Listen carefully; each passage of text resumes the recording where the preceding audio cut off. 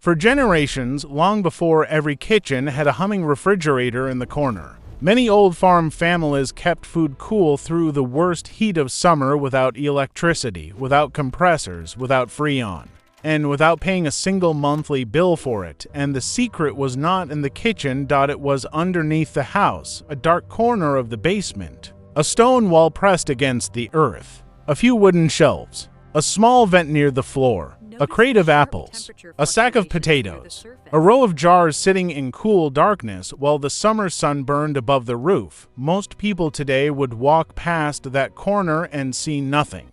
Just an old basement wall, just a damp shelf, just a forgotten space under the stairs. But old Amish and rural families saw something different. They saw a natural refrigerator built into the earth. Today, when food gets warm, we think the solution has to be a machine. A bigger fridge, a second freezer, a backup generator, a new appliance with a digital screen and a warranty card. But old homes were designed with a different kind of intelligence. They did not always ask, "What can we buy to fix this?" They asked, "What is the land already giving us for free?" And one of the greatest things the land gives is stable underground temperature. Above ground, everything changes fast. The roof heats up. The kitchen gets warm. Sunlight pours through windows. The air outside can swing from cool morning to brutal afternoon heat in just a few hours. But below ground, the earth changes slowly. That slow change was the secret, a few feet under the surface. The soil acts like a giant natural blanket. It protects against the sharp heat of the day and the sudden cold of the night. That is why basements, cellars, and underground rooms often stay cooler than the rest of the house, even when nobody is running air conditioning. Old families understood this without needing a modern engineering degree. They felt it with their hands. They walked into the cellar in July and noticed the difference immediately. The air was heavier. The light was lower. The walls were cooler. The food lasted longer. And that is where the trick begins. The Amish basement trick was not about turning the entire basement into a refrigerator. That would be impossible for most homes. The real trick was finding the coldest pocket that already existed and protecting it. Usually, this was the lowest, darkest wall, especially the wall surrounded by earth on the outside. Not the side of the basement near a furnace. Not the corner beside a dryer, not the room with bright windows. The best place was quiet, shaded, and stable. That one corner could become a small root-cellar zone, and the strange part is that improving it could cost almost nothing. Sometimes the difference came from a cheap thermometer, a wooden crate, a piece of cloth, a small vent screen, a tray of damp sand, or a few bricks to lift food off the floor. Not a $1,000 appliance. Not a complicated system, just small details used correctly. That is why this old method feels almost unbelievable today. We have been trained to think cooling must be created by electricity. But the old way was different. It did not create cold. It protected cold, and that is a much cheaper game. A refrigerator fights heat constantly. It pulls heat out of a sealed box again and again, day and night, using electricity every time the temperature rises. A basement cellar works differently. It slows heat down. It uses the earth, darkness, humidity, and airflow to delay spoilage. It will not replace a refrigerator for everything. Raw meat, fish, milk, cooked leftovers, and foods that require strict cold temperatures still need proper refrigeration. This old method was not meant for that. But for the right foods, it was powerful. Potatoes, apples, carrots, beets, turnips, cabbage, onions, garlic, winter squash, sealed jars of preserved food. These were the kinds of foods old cellars were built around. Foods that did not always need freezing, but needed protection from heat, light, dryness, and sudden temperature changes. The basement did not stop time. It slowed it down. That was enough. Think about a potato sitting in a warm kitchen. Light hits it. Heat surrounds it. The air is dry. Soon it begins to sprout, soften, and turn green. Now place that same potato in a cool, dark basement corner, away from direct light, with some airflow and no trapped moisture. Suddenly, it behaves differently. It lasts longer because the conditions around it changed. The potato did not become different. The environment did. That is the whole secret.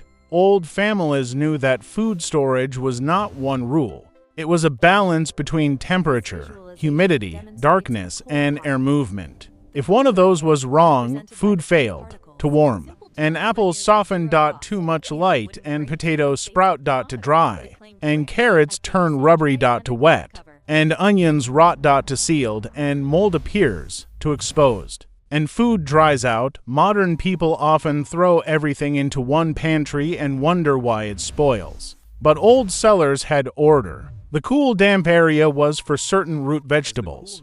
The cool, dry area was for potatoes and apples. The dry, airy area was better for onions and garlic. Jars were kept where temperatures stayed stable and sunlight could not reach them. It was not random storage. It was organized cold. And one of the cheapest tools in the whole system was a simple thermometer. That sounds too basic, but it changes everything.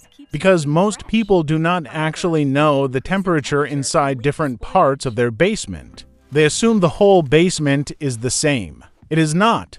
One corner can be warmer because it is near a furnace. Another can be damper because water collects nearby. One shelf can be several degrees warmer than the floor. One wall can stay cooler because it is pressed against soil. A thermometer reveals the hidden map of the house. Old families did this by instinct.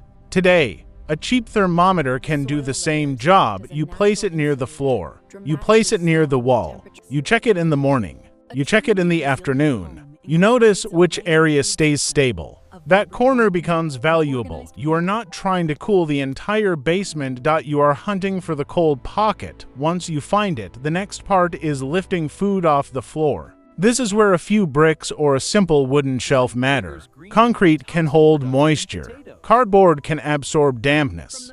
Food sitting directly on the floor can become vulnerable to mold, pests, and temperature swings. Old cellars used raised shelves, crates, and racks so air could move around the food. Air movement was another forgotten detail. A cellar should not be sealed like a plastic box. Food breathes. Moisture moves. Smells build up. A little airflow can prevent stale, wet conditions, but too much warm summer air can ruin the cooling effect. This is why the vent mattered. Some old cellars used simple screened openings to let air move slowly. Cool air tends to settle low. Warm air rises. If there is a low intake and a higher escape path, air can move naturally without a fan. But the timing matters. You do not want to invite hot, humid afternoon air into your cool storage corner. The better time is when the outside air is cooler. Often at night or early morning. That was part of the old wisdom. They did not fight the weather all day. They used the best hours. When the air outside helped, they let it in. When the air outside hurt, they kept the cellar protected, simple, quiet. Effective. Darkness was just as important. Most people underestimate what light does to food. Light can trigger sprouting and chemical changes. Potatoes exposed to light can turn green and become bitter. Apples ripen faster in warm, bright places. Jars of preserved food do better in cool darkness than on a sunny shelf. That is why the old storage corner was dark on purpose. Not dirty, not neglected, dark. A cloth over a crate. A wooden box with gaps for airflow. A shelf away from sunlight. These small details made a difference because they copied what the earth naturally provides: coolness, darkness, steadiness, and protection. But there was one more detail that separated a good cellar from a bad one. Humidity. Cold alone is not enough. If the air is too dry, root vegetables lose moisture and shrivel. If the air is too wet, mold spreads. If onions are trapped in damp air, they soften and rot. If carrots are left uncovered in dry air, they become limp. Old families did not use one storage method for every food.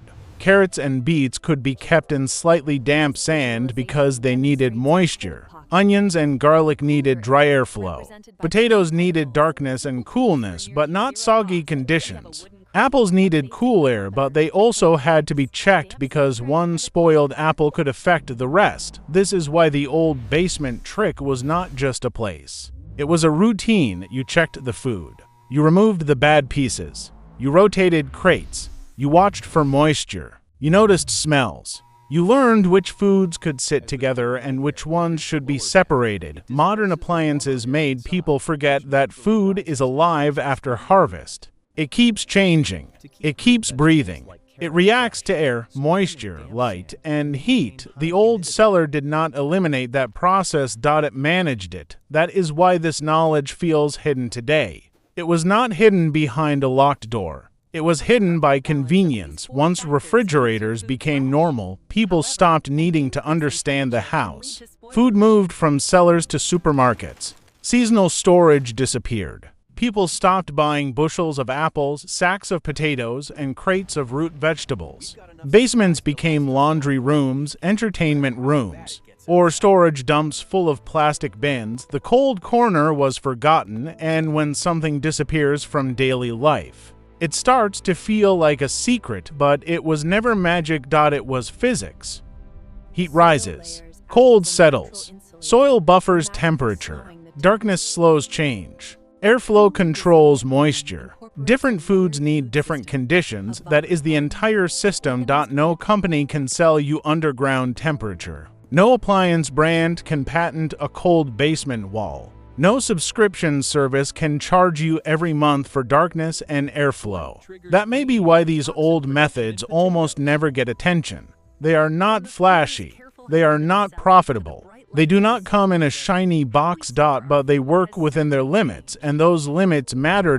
This is not a trick for storing unsafe foods in unsafe ways. It is not a replacement for modern refrigeration when food safety depends on strict cold temperatures. It is not something to use blindly. A basement that is too warm, too damp, or contaminated by pests is not a good storage area. You still need cleanliness, checking, and common sense, but when used for the right foods in the right conditions, this old method can reduce waste, extend freshness, and give a home a backup layer of food security, and that is what old families cared about, not convenience. Security. If the road was blocked, food was there. If the harvest was large, food could be kept. If prices rose, the cellar mattered. If the power went out, at least some food did not depend on a machine. This is the part modern people are starting to understand again. A refrigerator is useful. A freezer is useful.